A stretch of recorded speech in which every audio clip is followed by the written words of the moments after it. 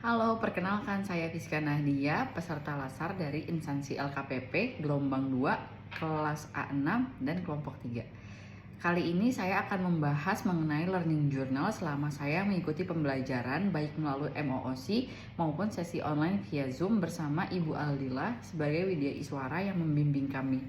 Saya mendapatkan wawasan yang sangat berharga mengenai manajemen konflik dengan cara menganalisis isu-isu kontemporer.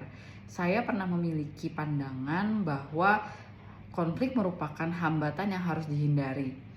Namun setelah mempelajari materi ini, saya memahami bahwa konflik bukanlah sesuatu yang sepenuhnya negatif, melainkan bisa menjadi pemicu perubahan positif jika ditangani dengan baik. Saya juga menyadari bahwa manajemen konflik tidak hanya berfokus pada penyelesaian perbedaan, tetapi juga menuntut kemampuan untuk menggali akar dari permasalahan, memahami dinamika yang sedang terjadi, dan merumuskan solusi yang efektif dan tepat. Selain itu, saya juga mendapatkan pengetahuan tentang tahapan menganalisis isu kontemporer. Berikut tahapan-tahapan yang telah saya pelajari. Tahapan yang pertama atau langkah awal dalam proses ini adalah mengenali permasalahan yang muncul dengan sudut pandang yang objektif dan menyeluruh.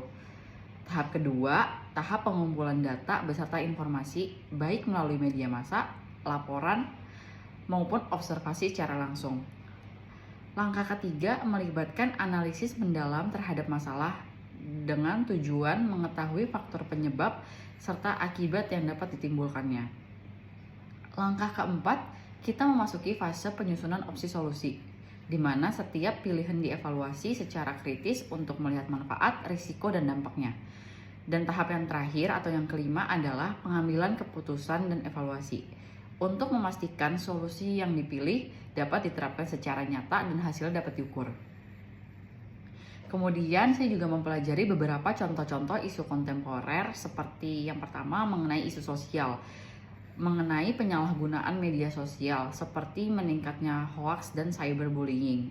Yang kedua, contohnya yaitu isu politik dan pemerintahan, mengenai netralitas ASN dalam politik, seperti contohnya isu keterlibatan ASN dalam politik praktis menjelang saat pemilu. Kemudian yang ketiga, ada isu dari ekonomi, mengenai contohnya ketahanan pangan dan inflasi seperti ancaman terhadap stabilitas harga dan ketersediaan bahan pokok. Yang keempat, ada contohnya mengenai isu pendidikan, mengenai kesenjangan akses pendidikan seperti perbedaan ketimpangan yang jelas antara daerah perkotaan dan daerah 3T, yaitu tertinggal, terdepan, dan terluar. Dengan mengikuti MOOC ini, saya mendapatkan fleksibilitas belajar yang mandiri, memperdalam materi, serta mengulang penjelasan sesuai dengan kebutuhan. Sedangkan ketika melalui Zoom bersama pemateri, saya dapat langsung berdiskusi secara langsung, bisa bertanya secara langsung, serta memahami contoh-contoh nyata dari penerapan teorinya ketika di lapangan. Kombinasi dari kedua pembelajaran secara MOOC maupun online memberikan pengalaman belajar yang sangat lengkap, dari pemahaman secara teoritis hingga praktik yang aplikatif.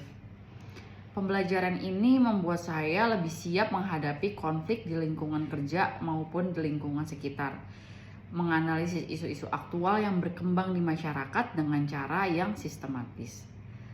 Sekian learning journal dari saya, terima kasih.